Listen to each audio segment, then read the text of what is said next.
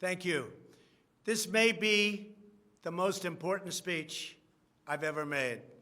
I want to provide an update on our ongoing efforts to expose the tremendous voter fraud and irregularities which took place during the ridiculously long November 3rd elections. We used to have what was called Election Day. Now we have election days, weeks and months, and lots of bad things happened during this ridiculous period of time, especially when you have to prove almost nothing to exercise our greatest privilege, the right to vote. As president, I have no higher duty than to defend the laws and the Constitution of the United States. That is why I am determined to protect our election system, which is now under coordinated assault and siege. For months leading up to the presidential election, we were warned that we should not declare a premature victory. We were told repeatedly that it would take weeks, if not months, to determine the winner, to count the absentee ballots, and to verify the results. My opponent was told to stay away from the election. Don't campaign. We don't need you. We've got it. This election is done. In fact, they were acting like they already knew what the outcome was going to be. They had it covered, and perhaps they did, very sadly for our country. It was all very, very strange. Within days after the election, we witnessed an orchestrated effort to anoint a winner, even while many key states were still being counted. The constitutional process must be allowed to continue. We are going to defend the honesty of the vote by ensuring that every legal ballot is counted and that no illegal ballot is counted. This is not just about honoring the votes of 74 million Americans who voted for me.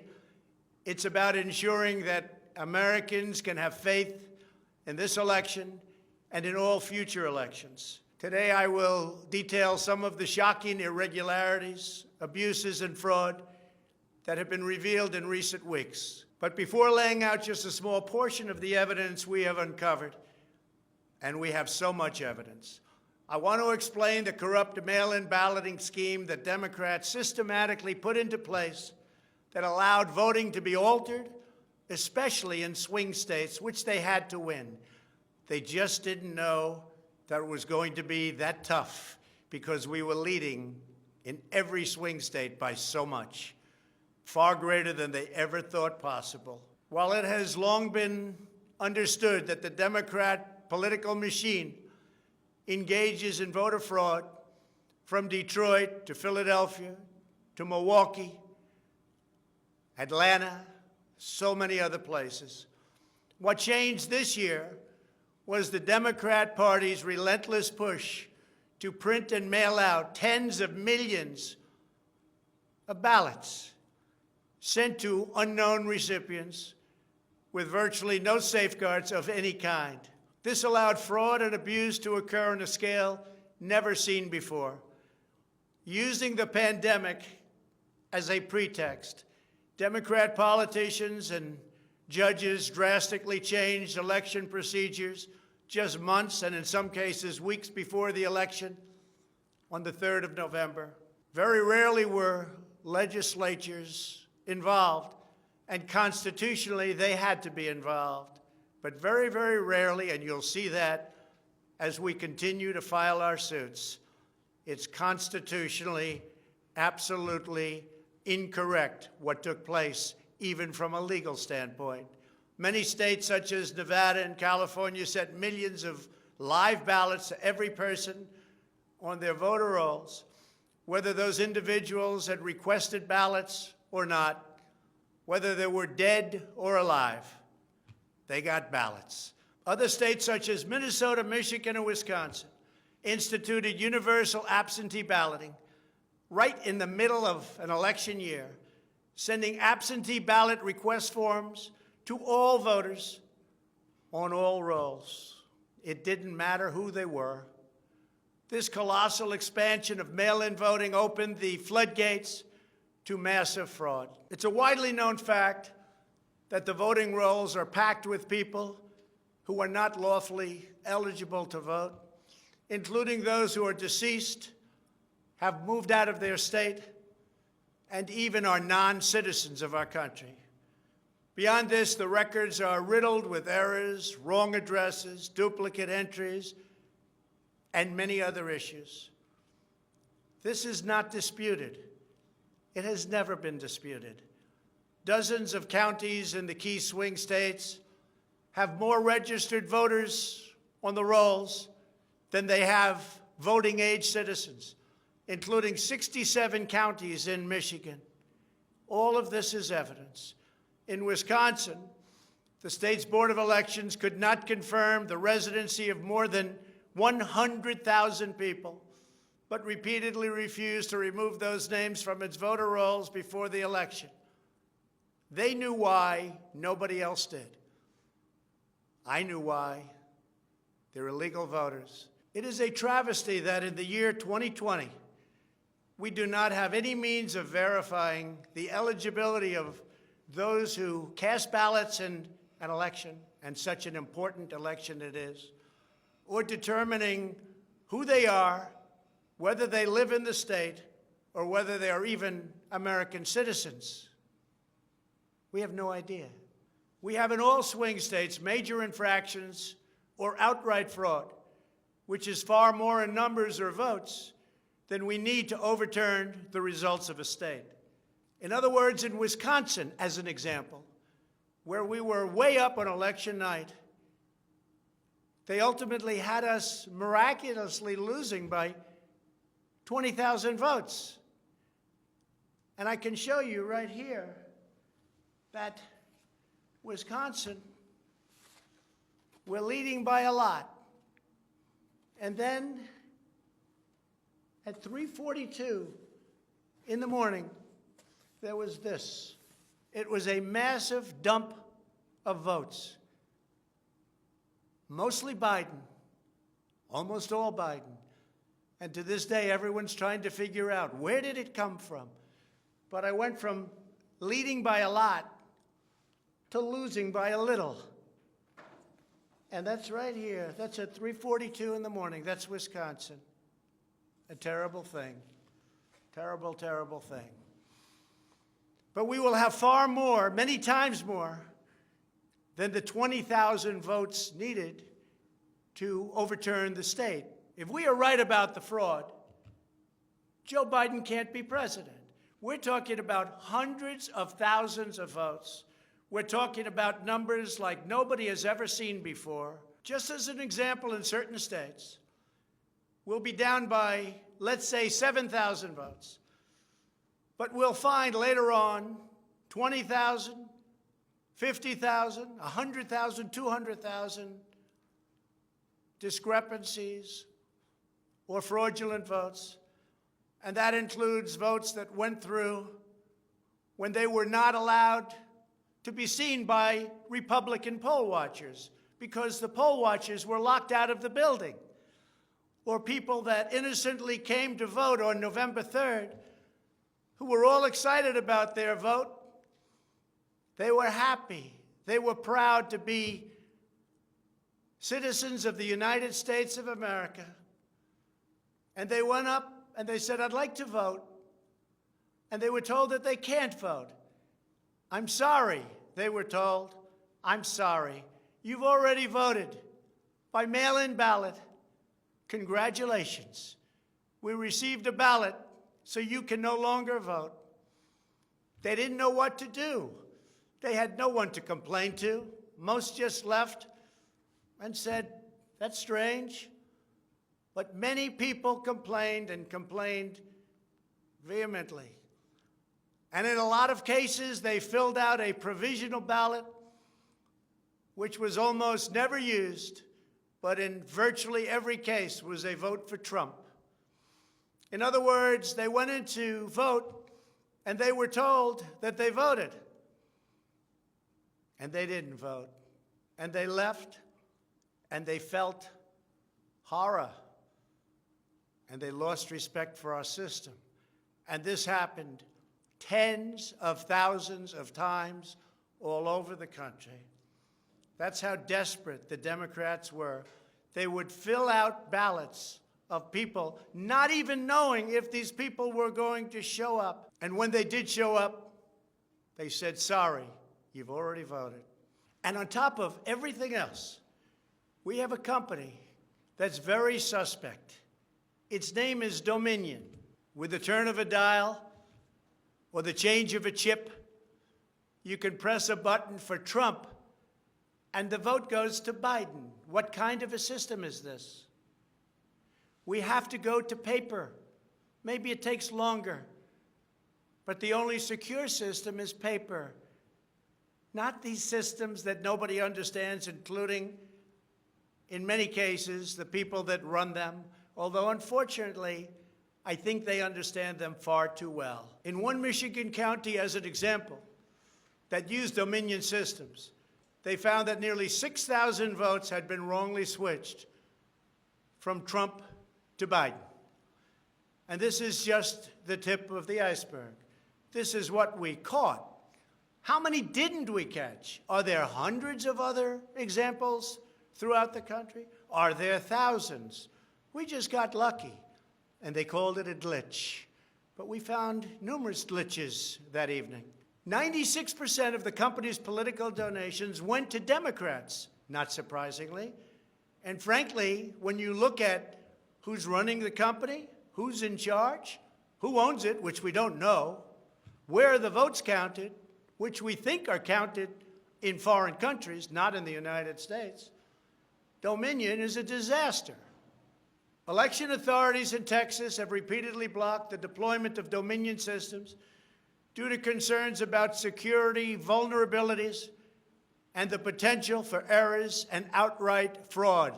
Every district that uses Dominion systems must be carefully monitored and carefully investigated, but not only for the future. Right now, we're worried about the present and what went on with an election that we won without question. Under my lead, the Republicans won almost every state house in the United States, which they weren't expected to do. We won up to 16 seats in the House. The numbers are still being tabulated because there are 9 seats that nobody really knows. They don't know. They're still, 2 weeks later, still under consideration because it's a mess. Republicans were supposed to lose many seats, and instead they won those seats in the House. And a very important election that's coming up will determine whether or not we hold the Senate. David Perdue and Kelly Loeffler are 2 tremendous people. Unfortunately, in Georgia, they're using the same horrible Dominion system. And it's already been out that hundreds of thousands, think of it, hundreds of thousands of absentee ballots have been requested. You check it out, who's requesting those ballots. The difference is it's one state, and we will have our eyes on it like nobody's ever watched anything before, because we have to win those 2 Senate seats. The tremendous success we had in the House of Representatives and the tremendous success we've had so far in the Senate, unexpected success all over the country and right here in Washington. It is statistically impossible that the person, me, that led the charge lost. The greatest pollsters, the real pollsters, not the ones that had us down 17 points in Wisconsin when we actually won, or the ones that had us down 4 or 5 points in Florida and we won by many points, or had us even and down in Texas and we won by a lot. Not those pollsters, but real pollsters, pollsters that are fair and honest, said we can't understand a thing like this. It's never happened before. You led the country to victory, and you were the only one that was lost. It's not possible. The Speaker of the House of a certain state said, "Sir, I expected to lose my seat, and instead, because of you and because of that incredible charge and all of those rallies, We got a tremendous victory, and everybody knows it. You were much more popular than me, sir, except I got many more votes than you did. And it's impossible that that happened. There is something wrong. I'll tell you what's wrong: voter fraud. Here's an example. This is Michigan. At 6:31 in the morning, a vote dump of 149,772 votes came in unexpectedly. We were winning by a lot. That batch was received in horror. Nobody knows anything about it. By the way, there's your line. This is one of many. Here's what is normal. And all of a sudden, look at that. This is normal, normal. Look, even here, normal. And then boom, all of a sudden, I go from winning by a lot to losing a tight race. It's corrupt. Detroit is corrupt. I have a lot of friends in Detroit. They know it. But Detroit is totally corrupt. Look at this. Look at this. That's at 6:31 in the morning. Unexpectedly came in. In the recent recount in Georgia, which means nothing because they don't want to check signatures. And if you're not going to check signatures in Georgia, it doesn't work. But we have a Secretary of State and a governor who made it very difficult to check signatures. Why? You'll have to ask them. But without a signature match or check, it doesn't matter. They found thousands and thousands of votes that were out of whack, all against me. This was during a recount that I didn't even think mattered. They found many thousands of votes, and that recount didn't matter. The one that matters is the one that's going on now. That because of the fact it's so close, they had to, by law, give another recount. But the recount has to be a recount where they check the signatures. Otherwise, they're just checking the same dishonest thing. It won't matter. In this case, the signatures on envelopes are the only thing that is relevant. We will compare the signature on the envelope to the signatures from past elections, and we will find that many thousands of people signed these ballots illegally. The Democrats had this election rigged right from the beginning. They used the pandemic, sometimes referred to as the China virus, where it originated, as an excuse to mail out tens of millions of ballots, which ultimately led to a big part of the fraud, a fraud that the whole world is watching. And there is no one happier right now than China. Many people received 2, 3, and 4 ballots. They were sent to dead people by the thousands. In fact, dead people, and we have many examples, filled out ballots, made applications, and then voted, which is even worse. In other words, dead people went through a process. Some have been dead for 25 years. Millions of votes were cast illegally in the swing states alone. And if that's the case, the results of the individual swing states must be overturned, and overturned immediately. Some people say that's too far out. That's too harsh. Well, does that mean we take a president, and we've just elected a president, where the votes were fraudulent? No, it means you have to turn over the election. And everybody knows, without going much further, and they've seen the evidence, but they don't want to talk about it, what a disaster this election was. A total catastrophe. But we're going to show it, and hopefully the courts, in particular, the Supreme Court of the United States, will see it. And respectfully, hopefully they will do what's right for our country. Because our country cannot live with this kind of an election.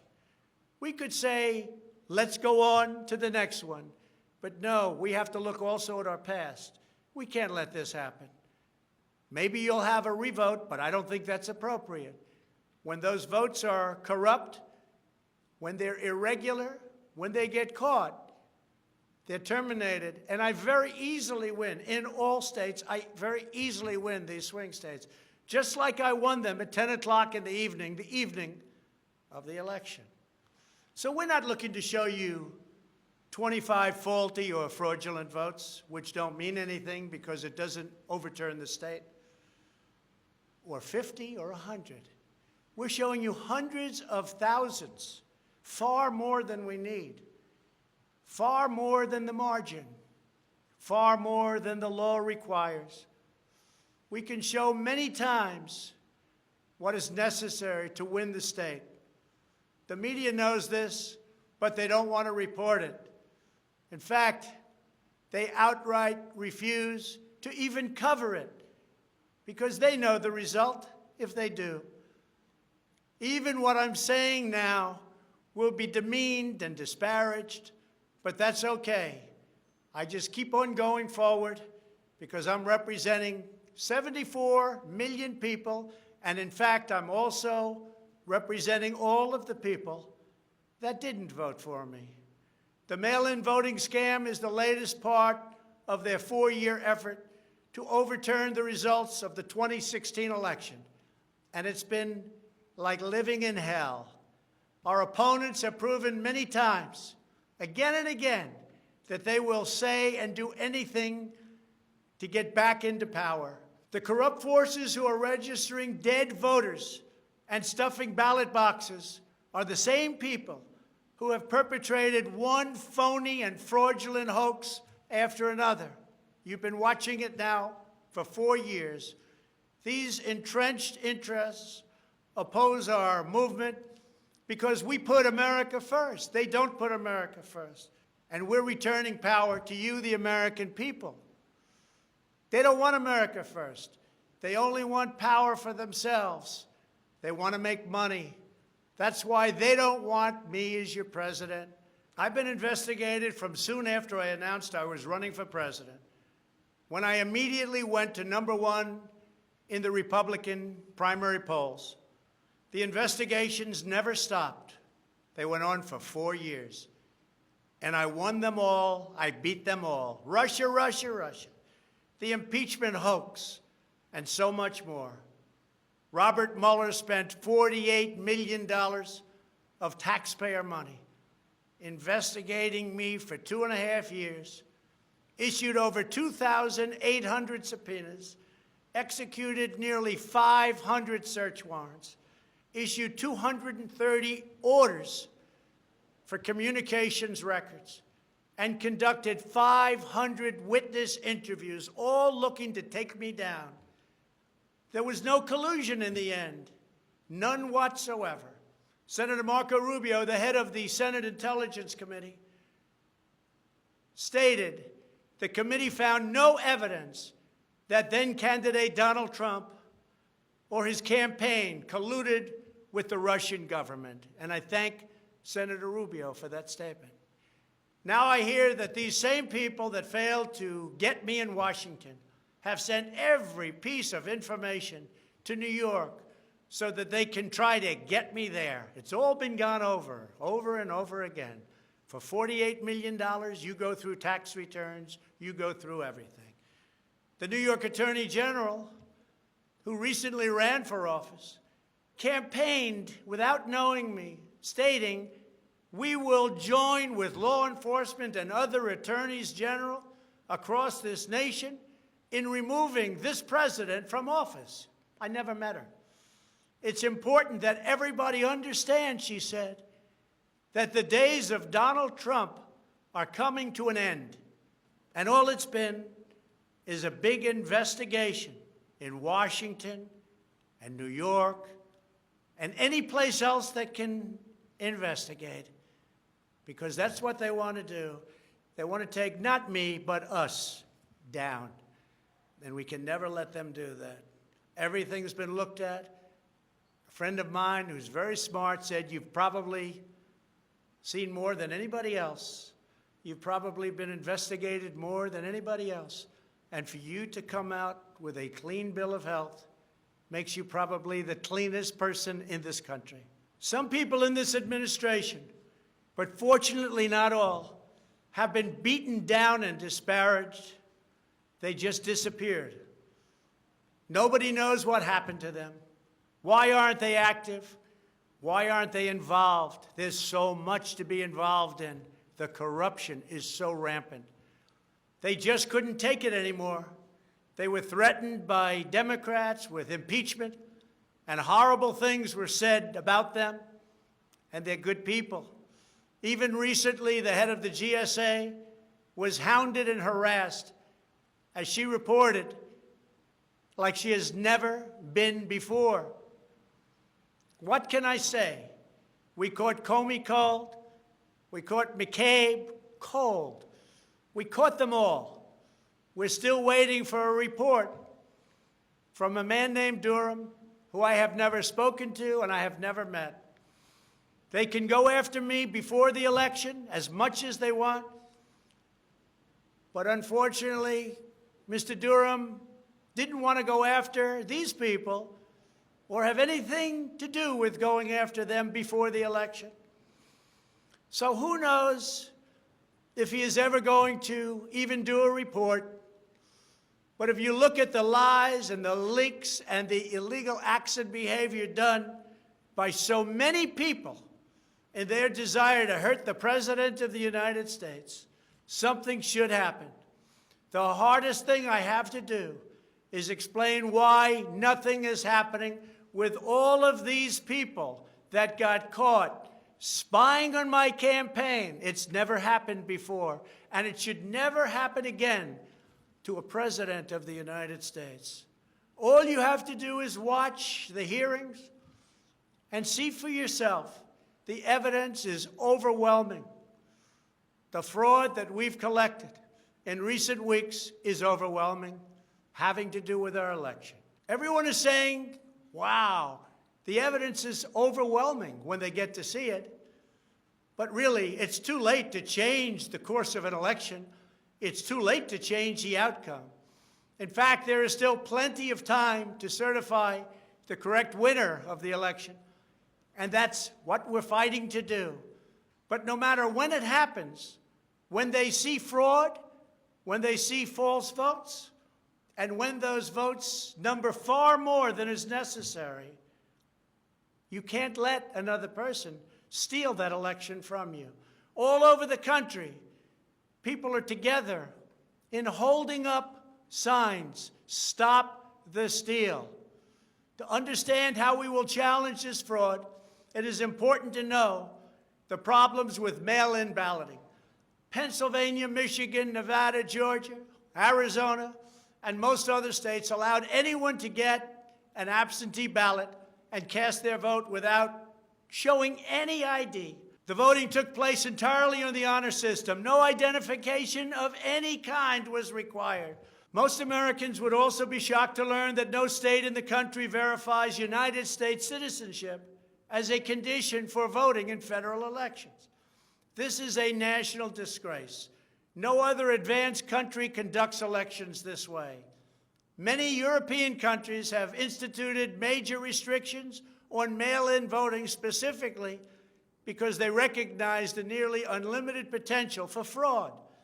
Out of 42 European nations, all but 2 prohibit absentee ballots entirely for people who reside inside the country, or else they require those who need absentee ballots to show a very, very powerful ID. Throughout the Democrat effort to dramatically expand mail-in voting, the Democrat Party leaders were also feverishly working to block measures designed to protect against fraud, such as signature verification, residency verification, or voter ID, and citizenship confirmation was almost unthought of that we should ask for it. Can you believe this? These are not the actions of people who want fair elections.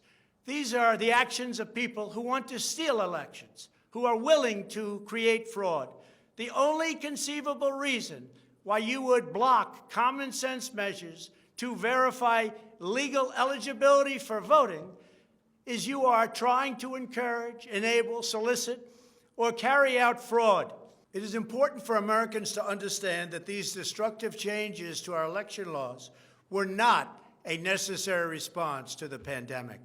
The pandemic simply gave the Democrats an excuse to do what they have been trying to do for many, many years. In fact, the very first bill that House Democrats introduced when Nancy Pelosi became Speaker was an attempt to mandate universal mail-in voting and eliminate measures such as voter ID, which is so necessary. Dramatically eroding the integrity of our elections was the Democrats' #1 priority for a simple reason. They wanted to steal the 2020 presidential election. All of the Democrat efforts to expand mail-in balloting laid the groundwork for the systematic and pervasive fraud that occurred in this election. In Pennsylvania, large amounts of mail-in and absentee ballots were processed illegally and in secret in Philadelphia and Allegheny counties without our observers present. They were not allowed to be present. In fact, they weren't even allowed in the same room. They were thrown out of the building, and they looked from outside in, but they had no way of even seeing because there were no windows, and the windows that were there were boarded up. Democrats even went to the Pennsylvania Supreme Court to block observers from receiving access. There is only one possible reason that the corrupt Democrat political machine would oppose transparency during the vote counting. It's because they know they are hiding illegal activity. It's very simple. This is an egregious, inexcusable, and irreversible harm that stains the entire election. Yet this unprecedented practice of excluding our observers, our vote watchers, as some people call them, occurred in Democrat-run cities and key states all across the nation. Here are just some of the additional facts that we've uncovered. Many voters all across Pennsylvania received 2 ballots in the mail, and many others received mail-in ballots for which they never applied. So many got ballots, they didn't even know what they were for. And again, so many received more than 1 ballot, in some cases more than 2 ballots. And they happened to be, for the most part, Democrats. In Fayette County, Pennsylvania, multiple voters received ballots that were already filled out. They didn't know what happened. In Montgomery County, Pennsylvania, a poll watcher overheard unregistered voters being told to return later to try to vote under a different name. Tens of thousands of voters across Pennsylvania were treated differently based on whether they were Republicans or Democrats. Voters who submitted flawed ballots in some Democrat precincts were notified and asked to fix their ballots, while Republican precincts, and in particular Republican voters, were not so notified, which plainly violates the Equal Protection Clause of the United States Constitution. If you are a Democrat, we're going to fix up your ballot, make sure it's perfect. If you are a Republican, don't even talk about it. In Michigan, a career employee of the city of Detroit witnessed city workers coaching voters to vote straight Democrat while accompanying them to watch who they were voting for, violating the law and the sanctity of the secret ballot. You can't do that. The same worker says she was instructed not to ask for any ID and not to attempt to validate any signatures. She was also told to illegally backdate ballots, many, many ballots, received after the deadline. This is something that is so unconstitutional. And she estimates that thousands and thousands of ballots were improperly backdated by her and many others.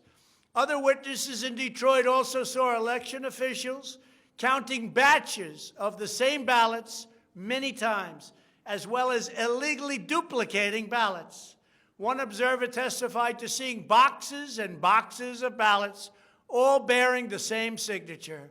Another observer in Detroit gave sworn testimony that he saw countless invalid ballots that did not belong to properly registered voters, and then witnessed election workers in Wayne County entering fake birth dates into the system in order to illegally count them.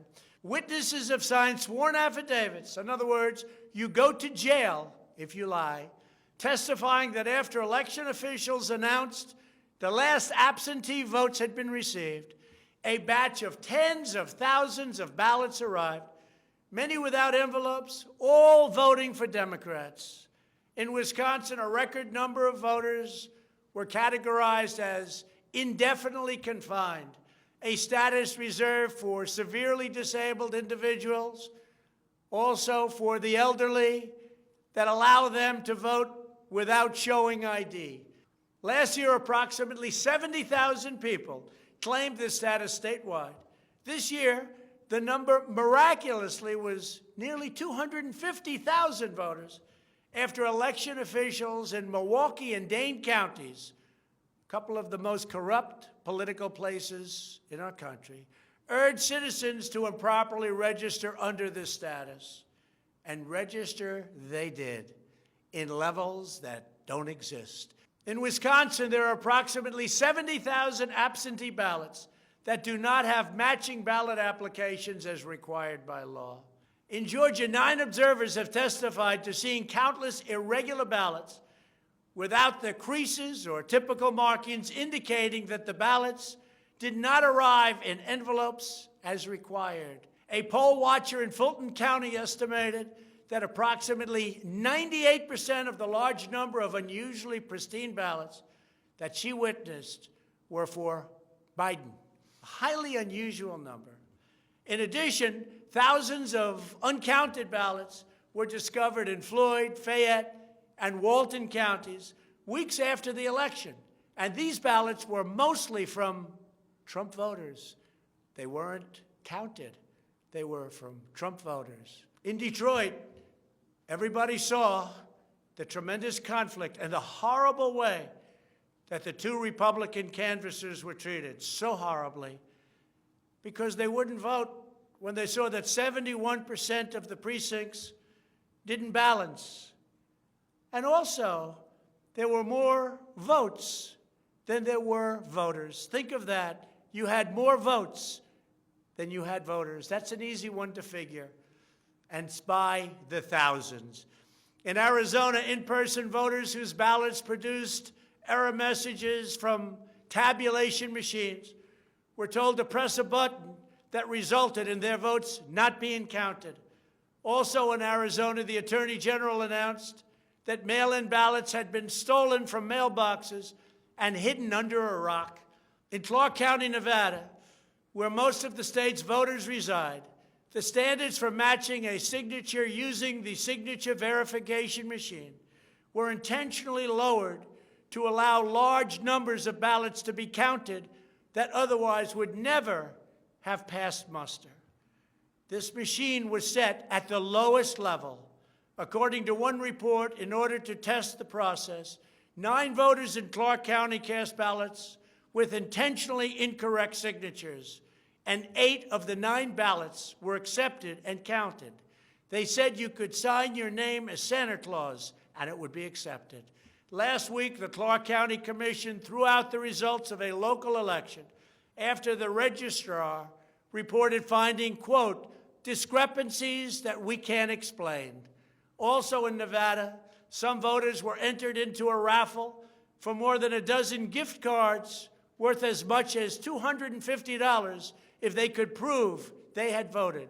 This took place on Indian reservations. One of the most significant indications of widespread fraud is the extraordinarily low rejection rates for mail-in ballots in many key states. These are the states that I had to win. In swing state after swing state, the number of ballots rejected has been dramatically lower than what would have been expected based on prior experience. That means years and years of voting. In Georgia, just 0.2%, that's substantially less than 1%, of mail-in ballots have been rejected. In other words, almost none have been rejected. They took everything. Nothing was rejected practically, compared to 6.4% in 2016, and there are those that think that 6.4 was a low number. So think of it. Almost none were rejected. And the previous election, 6.4% were rejected. We have seen similar declines in Pennsylvania, Nevada, and Michigan. Ballots weren't rejected, especially if they happen to be in Democrat areas. These irregularities are inexplicable unless there is a deliberate effort to accept ineligible ballots or fraudulent ballots. In Pennsylvania, the Secretary of State and the state Supreme Court, in essence, abolished signature verification requirements just weeks prior to the election in violation of state law. You're not allowed to do that. It has to be approved by the legislature. A judge can't do it, a state can't do it, an official can't do it. The only one that can do it is the legislature. The reason for this is clear. They were not verifying signatures because they know the ballots have not been filled out by the voters in whose names they were cast.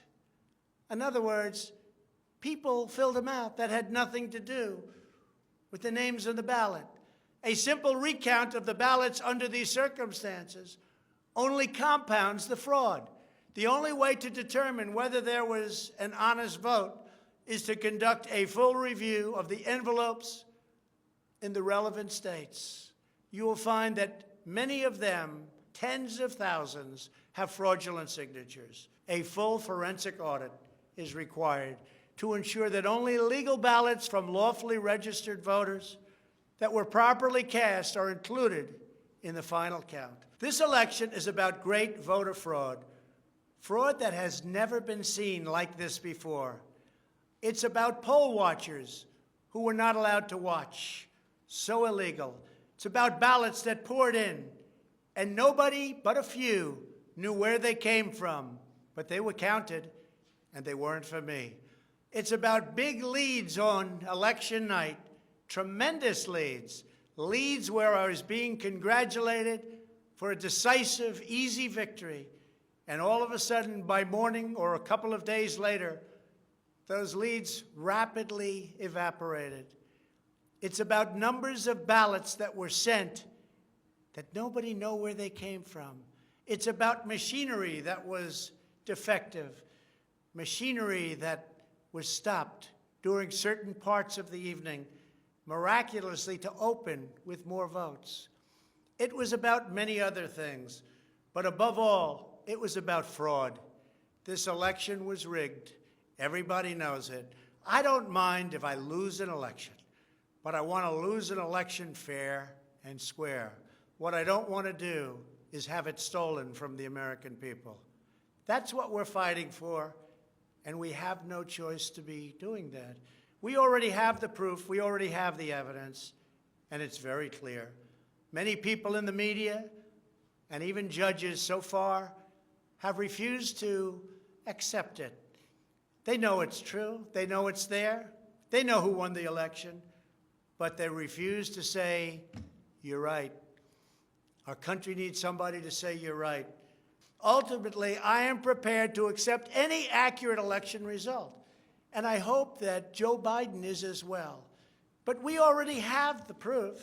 We already have tens of thousands of ballots more than we need to overturn all of these states that we're talking about. This is an election for the highest office in the greatest country in the history of the world. Every reasonable American should be able to agree, based on what we have already documented, that we need a systematic analysis of the mail-in ballots to review the envelopes. It's about the signature, and if they're on the envelopes, we can only review the envelopes, and that will tell us everything. This is the absolute minimum we should expect. This is not just about my campaign, although it has a lot to do with who's going to be your next president. This is about restoring faith and confidence in American elections. This is about our democracy and the sacred rights that generations of Americans have fought, bled, and died to secure. Nothing is more urgent or more important. The only ballots that should count in this election are those cast by eligible voters who are citizens of our country, residents of the states in which they voted, and who cast their ballots in a lawful manner before the legal deadline. Moreover, we must never again have an election in which there is not a reliable and transparent system to verify the eligibility, identity, and residency of every single person who casts a ballot, a very, very cherished ballot. Many very smart people have congratulated me on all we've done. The biggest tax cuts in history, regulation cuts, the biggest in history. We rebuilt our military. We took care of our vets like never before. Space Force, and so much more. But then they went on to say, as big and as important as these events were, the single greatest achievement in your presidency will be exactly what you're doing right now, voter integrity for our nation. It's more important than any of the things that we discussed. If we don't root out the fraud, the tremendous and horrible fraud that's taken place in our 2020 election, we don't have a country anymore. So with the resolve and support of the American people, we will restore honesty and integrity to our elections, and we will restore trust in our system of government. Thank you, God bless you, and God bless America.